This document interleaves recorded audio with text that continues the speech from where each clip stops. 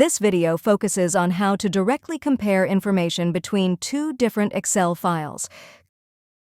Click the View tab. Click View side by side.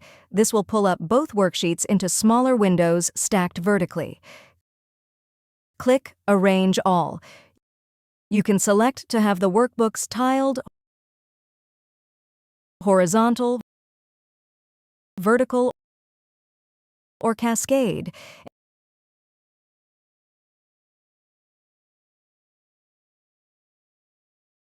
Enable synchronous scrolling. Scroll through one workbook to scroll through both. Once synchronous scrolling is enabled, easily scroll through both workbooks at the same time and compare their data more easily. If you found this video helpful, please click the like button and subscribe to our channel for even more helpful tutorials.